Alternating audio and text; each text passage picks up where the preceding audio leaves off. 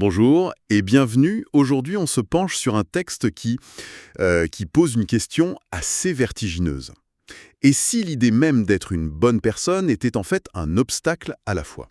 C'est une idée très provocatrice en effet. Complètement. Notre source, c'est un chapitre d'un livre du révérend Paul C. Jong. C'est un sermon qui s'intitule « Les êtres humains naissent pécheurs ». Et tout ça est basé sur quelques versets de l'évangile de Marc, chapitre 7. Oui, l'objectif c'est vraiment de comprendre cette vision de la nature humaine qui va à contre-courant de tout ce qu'on entend. Pour bien poser le décor, le passage de Marc dit en gros « Car c'est du dedans, c'est du cœur des hommes que sortent les mauvaises pensées. » Les adultères, les meurtres. Voilà. Toutes ces choses mauvaises sortent du dedans et souillent l'homme. C'est direct, il n'y a pas beaucoup de place à l'interprétation. Améliorer pour faire le bien. Une sorte d'échelle morale, oui. Exactement. Or, ce texte nous dit non. Le point de départ, c'est pas votre effort pour être bon. Le point de départ, c'est de reconnaître que vous êtes l'exact opposé. C'est un paradoxe total. Complètement. Le salut ne commencerait pas par une quête de bonté, mais par l'acceptation d'une nature qui serait foncièrement Corrompu. C'est exactement ça. Alors, entrons dans le vif du sujet. La première grande idée du sermon, c'est que la plupart des gens vivent dans une sorte d'illusion. Une illusion sur qui ils sont vraiment. Oui, le texte pose une question très frontale. Pensez-vous être plutôt bon ou plutôt mauvais? Et j'imagine la plupart d'entre nous répondraient plutôt bon. Bien sûr, avec des défauts, mais plutôt bons. On dirait j'essaie de faire de mon mieux ou dans l'ensemble, je suis une bonne personne. C'est une perception très humaine. Tout à fait, sauf que la réponse du sermon, elle, est explosive. Le révérend Jong affirme que les personnes qui ont le plus de chances d'être sauvées, ce sont pas celles qui se croient bonnes. Ah non. Au contraire, ce sont celles qui se considèrent, et sincèrement, comme le plus grand pécheur du monde. Attendez. Ça semble non seulement contre-intuitif, mais presque masochiste. On est d'accord. Comment est-ce que le texte justifie une vision aussi négative de soi? C'est la question clé. En fait, le texte ne présente pas ça comme du misérabilisme. C'est un prérequis logique. D'accord. L'argument, c'est le suivant. Si on se perçoit comme fondamentalement bon, pourquoi aurait-on besoin d'un sauveur? Le concept de rédemption devient superflu. Voilà, on peut gérer ses petites erreurs soi-même, on s'excuse, on essaie de faire mieux, on est autonome. Je vois. Par contre, si on arrive à la conclusion que le problème, c'est pas quelques erreurs, mais notre nature même, Alors là, une aide extérieure devient indispensable. absolument nécessaire. C'est l'unique solution. Du coup, se voir comme pécheur, c'est pas une fin en soi, c'est la porte d'entrée vers la foi. C'est une question de diagnostic en fait. Si on a un rhume, on prend du sirop. Si on a une maladie grave, on appelle un spécialiste. C'est une bonne image. Et le sermon utilise un vocabulaire très très fort pour décrire cette maladie. Il parle de l'humanité comme d'une engeance de malfaiteurs. Ou d'une masse de péché. Oui, des mots très durs. Très dur. Et que notre culture, qui valorise l'estime de soi, rejetterait tout de suite. C'est clair. Et c'est là que l'auteur fait un parallèle intéressant avec la Genèse. Il rappelle qu'après avoir désobéi, Adam et Ève, ils se sont cachés. Et le sermon suggère qu'aujourd'hui on fait pareil, on se cache derrière une culture du péché. C'est-à-dire? Une société où certaines fautes sont tellement banales qu'elles n'en sont plus vraiment. On se dit, tout le monde le fait, et ça nous dédouane. C'est une façon de se cacher, non plus derrière des arbres, mais derrière la masse. Cette idée de se cacher de soi-même, ça m'amène à un autre grand point du texte. Le fameux « connais-toi toi-même » de Socrate. Exactement.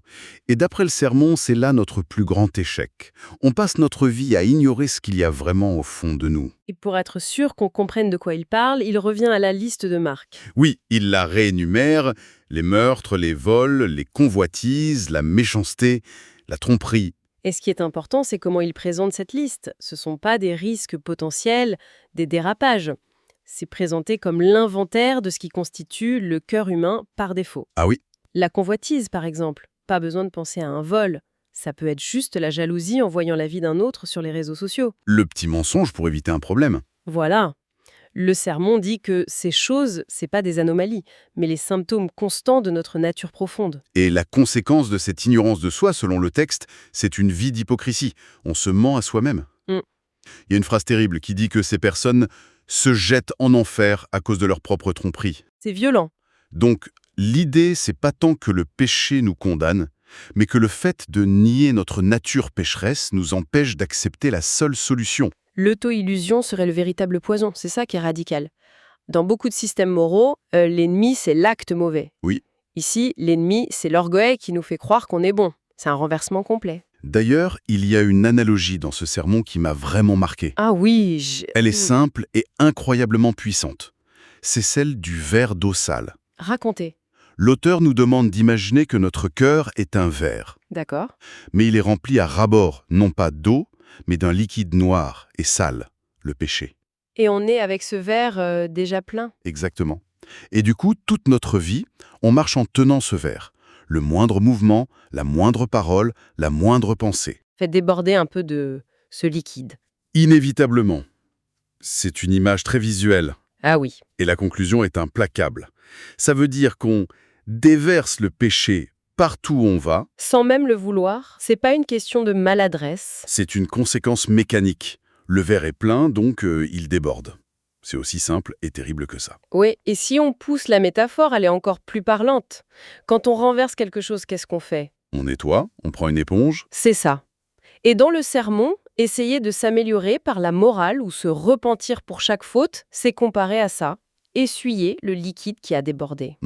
On peut utiliser un chiffon, une serpillière, mettre un tapis, mais ça change rien au problème de fond. Le verre, lui, est toujours plein. Et au prochain mouvement, il débordera de nouveau. C'est une image assez décourageante en fait. On a l'impression que tous nos efforts sont inutiles.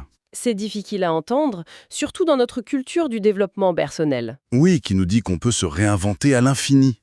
C'est exactement le point de friction. Cette perspective s'oppose à l'idée qu'on peut se vider de nos défauts par notre seule volonté.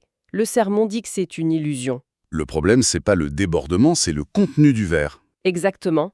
Et le texte a un mot très dur pour ceux qui essayent juste d'être plus prudents pour pas renverser.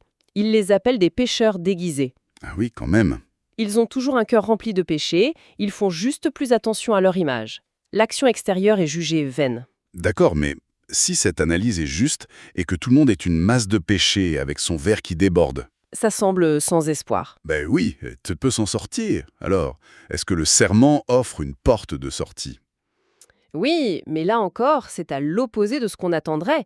Le texte affirme que Dieu ne sauve pas ceux qui se présentent avec un peu de péché et qui demandent pardon pour leurs fautes quotidiennes. Attendez, mais c'est ce que font des millions de croyants chaque jour, non? Prier pour être pardonné de ses erreurs? Oui, mais le texte va plus loin. C'est-à-dire? Il qualifie ces prières quotidiennes de tentatives de tromper le Seigneur. C'est très fort. Pourquoi? La logique, c'est que si on suit la métaphore du verre, on sait que même si Dieu pardonne la tâche qu'on vient de faire, on va en faire une autre 5 minutes plus tard. D'accord, je vois. Demander pardon pour un acte isolé, tout en sachant que le problème de fond reste entier, est présenté comme une forme d'hypocrisie. C'est comme s'excuser d'avoir renversé son café tout en continuant de tenir la tasse à l'envers. C'est exactement ça. Alors, quelle est l'alternative? Quelle est la bonne façon de prier, selon cette théologie? La théologie du révérend Jong, il faut le dire, s'inscrit dans une tradition protestante qui insiste sur la dépravation totale de l'homme. D'accord. Le salut n'est pas une comptabilité du péché qu'on équilibre chaque soir. Il est réservé à ceux qui font un constat radical, admettre être une masse de péché complète. Et reconnaître son incapacité absolue à sauver soi-même. Voilà, la prière de ces personnes n'est pas « pardonne-moi pour ce mensonge », mais « je suis un menteur par nature, sauve-moi de cet état ». On passe de la gestion des symptômes au traitement de la maladie. Précisément. Et pour appuyer ce point, le sermon cite un passage d'Ésaïe qui dit en gros « Vos crimes qui mettent une séparation entre vous et votre Dieu ». L'image du mur. Oui, le problème, c'est pas que Dieu est loin, c'est que nos péchés construisent un mur entre lui et nous. Et la solution, ce n'est pas d'enlever les briques une par une. Une tâche sans fin. Exactement. C'est d'accepter une solution unique et totale qui fait s'effondrer le mur d'un seul coup. La rédemption offerte par le Christ. Et pour vraiment enfoncer le clou, le serment utilise une autre citation d'Ésaïe. Avec des images encore plus fortes, oui. Ah oui, là c'est viscéral. J'en ai noté quelques-unes. Vos mains sont souillées de sang. Vos lèvres profèrent le mensonge, et puis il couvre des œufs de basilic, et celle-ci qui est terrible, si l'on en brise un, il sort une vipère. Analysons ces images. Elles ne décrivent pas des actions, mais des processus presque biologiques. C'est vrai. Couver des œufs suggère que le péché n'est pas un accident, mais une production constante.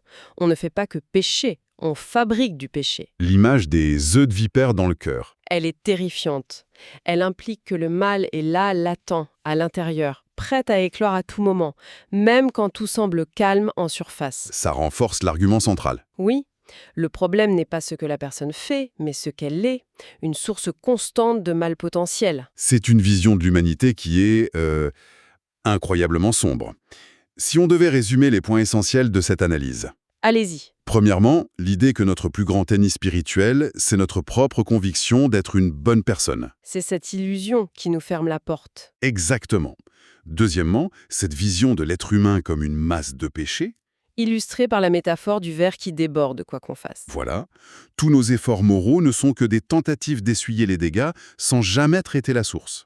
Et il faut conclure en rappelant la solution radicale que le texte propose. Oui, Le salut, dans cette perspective, ce n'est pas une récompense pour les gens qui essayent d'être bons, ce n'est pas la médaille du mérite moral, c'est une bouée de sauvetage. c'est ça. Une bouée lancée à ceux qui admettent qu'ils se noient et qu'ils sont incapables de nager. C'est donc l'acceptation de son état de pécheur complet, sans nuance, qui devient la seule condition pour être sauvé. Ce qui nous laisse avec une pensée finale pour la réflexion, ce sermon soutient que se connaître vraiment, c'est se voir comme une masse de péchés. Mhm. Notre culture moderne, au contraire, nous pousse à l'estime de soi, à la pensée positive, à voir le meilleur en nous. Ces deux visions sont diamétralement opposées. Totalement. Ça soulève une question. Si une introspection totalement honnête, comme le suggère le texte, mène inévitablement à une conclusion si sombre, quelle est alors la valeur de la perception positive de soi? L'une de ces deux visions est-elle forcément une illusion? Et si oui, laquelle?